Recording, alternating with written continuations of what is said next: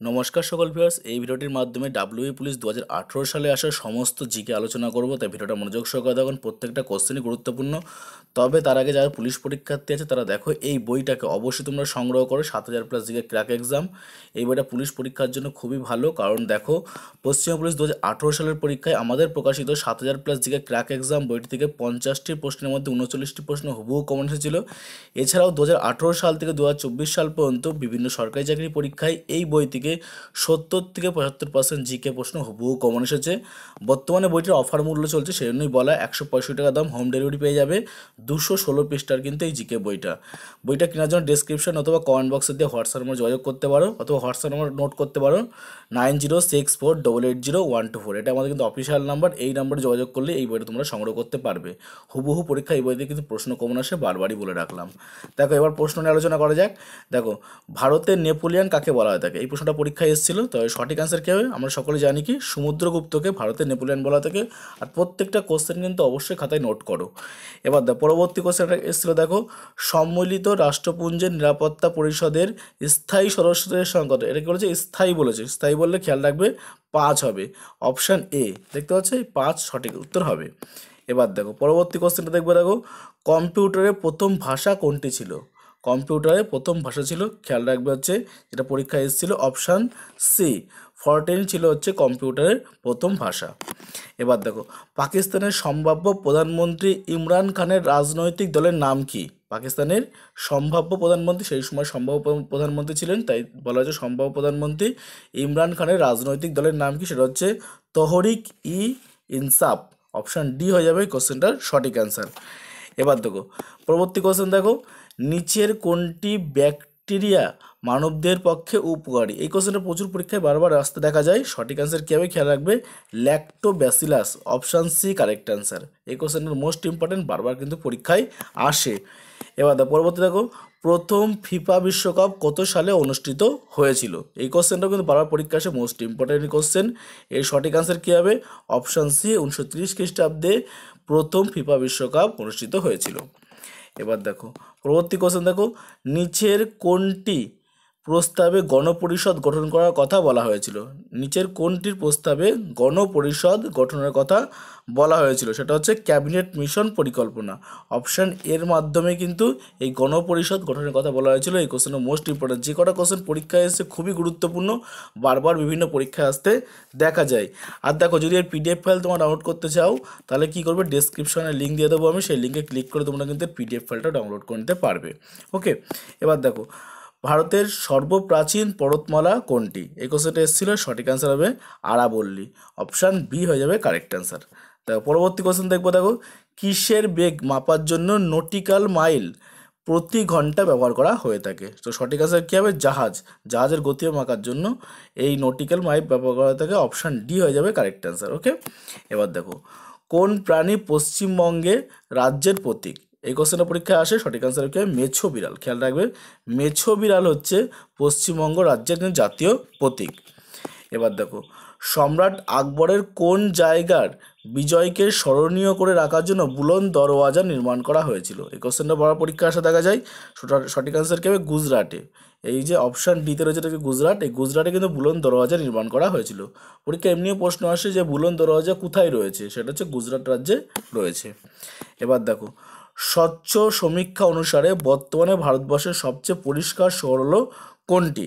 সঠিক অ্যান্সার সেই সময় অনুসারে হবে Indore. Option A correct answer. Okay, এবার দেখো, পরবর্তী, একটি জাহাজ যখন আন্তর্জাতিক তারিখরেখাকে পশ্চিম থেকে পূর্ব দিকে অতিক্রম করে তখন সে কি হয়? এই অপশানগুলো দিয়েছে, এর মধ্যে কোনটা হবে? তখন খেয়াল রাখবে হচ্ছে, তোমাদের সঠিক অ্যান্সার এক্ষেত্রে হয়ে যাবে একদিন পিছিয়ে যায়। কী হবে? একদিন পিছিয়ে যায়। এইটা সঠিক অ্যান্সার হবে। এটা লেখা মিস্টেক আছে, এটা খেয়াল করো। অপশান ডিতে এই যে একদিন পিছিয়ে যায় হবে। তাহলে একটি জাহাজ যখন আন্তর্জাতিক তারিখরেখাকে পশ্চিম থেকে পূর্ব দিকে অতিক্রম করে তখন কি হয়? পশ্চিম থেকে পূর্ব দিকে অতিক্রম করলে একদিন পিছিয়ে যাবে। আবার বলছে, পিডিএফ ফাইল ডাউনলোড করতে চাইছো, ডেসক্রিপশনে লিঙ্ক দেওয়া থাকবে, সেখানে তোমার পিডিএফ ফাইল কিন্তু ডাউনলোড করতে পারবে। এবার দেখো, পরবর্তী কোশ্চেনটা এসে দেখো, দীনবন্ধু মিত্রের নীল দর্পণ গ্রন্থটি ইংরাজিতে অনুবাদ করেছিল কি? এটা ইজি একটা কোশ্চেন, ছোটোবেলা থেকে আমরা পড়ি, কিন্তু এই কোশ্চেনটা দিয়েছিল। এরকম কিছু কোশ্চেন পরীক্ষায় আসে। এর সঠিক অ্যান্সার হবে Michael Madhusudan Dutt. Option B correct answer. পরবর্তী দেখো, পাল বংশ কোথায় রাজত্ব করেছিল? পাল বংশ কোথায় রাজত্ব করেছিল? সেটা হচ্ছে বিহারে। খেয়াল রাখবে, পাল বংশ কোথায় রাজত্ব করেছিল? বিহার রাজ্য, এখন বর্তমানে বিহার রাজ্যে পাল বংশ ছিল। এবার দেখো, টেলিভিশনের আবিষ্কারক কে ছিলেন? এই জন্য কে কে আবিষ্কার করে, এই পার্টটি কিন্তু প্রশ্ন আসেই। এটা হচ্ছে J L. Baird. J L. Baird, option A correct answer. J L. Baird এই টেলিভিশনের আবিষ্কারটা ছিল। এবার দেখো, 1944 সালে ক্যালেন্ডার কোন সালের ক্যালেন্ডারের সঙ্গে সমান? 1944 সালের ক্যালেন্ডার কোন সালের ক্যালেন্ডারের সাথে সমান? সেটা হচ্ছে, হিসাব করবা তোমরা, এটা 2012 সালের ক্যালেন্ডারের সাথে সমান। দেখো পরবর্তী দেখো, কাপড় কাচার সোডা হলো কোনটি? এটা পরীক্ষা বারবার আসে, মোস্ট ইম্পর্ট্যান্ট একটা কোশ্চেন, যে কাপড় কাচার সোডার নাম কি? সঠিক answer sodium bicarbonate. Sodium bicarbonate, option A সঠিক অ্যান্সার। ওকে, খেয়াল রাখবে, মোস্ট ইম্পর্ট্যান্ট কোশ্চেন প্রত্যেকটাই, দেখবে এর মধ্যে পরীক্ষা কোন পেয়ে যাবে। ছাপাখানার ভুলে একটি পূর্ণবর্গ সংখ্যাকে এত লেখা হলো, তাহলে কয়ের মান কত হবে? এই কোশ্চেনটা তোমরা অ্যান্সার অবশ্যই কমেন্ট বক্সে কিন্তু করে তোমরা প্রত্যেকে জানাবে। এটা রিজনিং চলে এসেছে, রিজনিংটা তোমরা করে কমেন্ট বক্সে উত্তর জানাও। এবার দেখো পরবর্তী দেখো, ক্রিকেট খেলায় নিম্নের কোন শব্দটি ব্যবহার করা হয়ে থাকে? ক্রিকেট খেলায় নিম্নের কোন শব্দটি ব্যবহার করা হয়ে থাকে? সঠিক অ্যান্সার কী হবে? Seely point. সিলি পয়েন্ট হচ্ছে এই কথাটা ব্যবহার করা হয়। ঠিক আছে, তাহলে এখানে যে অপশানগুলো রয়েছে তার মধ্যে এই সিলি পয়েন্ট কথাটি ক্রিকেট খেলায় ব্যবহার করা হয়ে থাকে। এবার দেখো পরবর্তী, ক্রোয়েশিয়ার রাজধানীর নাম কি? ক্রোয়েশিয়ার রাজধানীর নাম কি? তো সঠিক অ্যান্সার কী হবে আমাদের? জাগ্রেন হবে। অপশান সি হবে। অপশান সি, জাগ্রেন হচ্ছে ক্রোয়েশিয়ার রাজধানীর নাম। পরবর্তী দেখো, হুতুম প্যাঁচা ছদ্মনাম নামে কে পরিচিত ছিল? ছদ্মনামতে পরীক্ষা কিন্তু প্রশ্ন আসেই। সঠিক অ্যান্সার কী হবে? Kaliprasanna Singha. Option C correct answer. তাহলে হুতুম প্যাঁচা ছদ্মনাম কার? সেটা হচ্ছে কালীপ্রসন্ন সিংহ ব্যক্তির। ওকে, পরবর্তী দেখো, ভারতের স্থায়ী গবেষণা কেন্দ্র দক্ষিণ গঙ্গোত্রী কোথায় অবস্থিত? ভারতের স্থায়ী গবেষণা কেন্দ্র দক্ষিণ গঙ্গোত্রী সেটা কোথায় অবস্থিত রয়েছে? সঠিক অ্যান্সার কী হবে? আন্টার্কটিকায় অবস্থিত রয়েছে। অপশান এ সঠিক অ্যান্সার। ওকে, এবার দেখো পরবর্তী, খাদ্য সংরক্ষণের জন্য নিচের কোন জিনিসটি বহুল পরিমাণে ব্যবহার করা হয়? খাদ্য সংরক্ষণের জন্য নিচের কোন জিনিসটি বহুল পরিমাণে ব্যবহার করা হয়? সঠিক অ্যান্সার কী হবে? অ্যাসিটিক অ্যাসিড, অর্থাৎ অপশান এ কারেক্ট অ্যান্সার হয়ে যাবে। এই অ্যাসিটিক অ্যাসিড খাদ্য সংরক্ষণের জন্য কিন্তু ব্যবহার করা হয়ে থাকে। এবার দেখো পরবর্তী, ভারতের জাতীয় পতাকার নকশা কে তৈরি করেছিলেন? ভারতের জাতীয় পতাকার নকশা কে তৈরি করেছিলেন? পিঙ্কালি ভেঙ্কাইয়া এই ব্যক্তি কিন্তু ভারতের জাতীয় পতাকার নকশা তৈরি করেছিলেন। পরবর্তী দেখো, 38তম প্যারালাল বিভক্ত করে কোন দুই দেশকে? 38তম প্যারালাল বিভক্ত করে কোন দুই দেশকে? এটা উত্তর ও দক্ষিণ কোরিয়াকে। Option C correct answer. অবশ্যই আন্তরিক সীমারেখা ভালো করে পড়বা, কারণ এই পাঠ থেকে প্রশ্ন আসে। দেখো, রাশিয়ার মুদ্রার নাম কি? রাশিয়ার মুদ্রার নাম তুমি খেয়াল রাখবে, রুবেল। রুবেল হচ্ছে রাশিয়ার মুদ্রার নাম। অপশান ডি, এই যে অপশান ডি দেখতে পাচ্ছ, এই রাশিয়াটা হচ্ছে মুদ্রার নাম। এবার দেখো, হাইড্রোপনিক্স কথাটি কিসের সঙ্গে যুক্ত?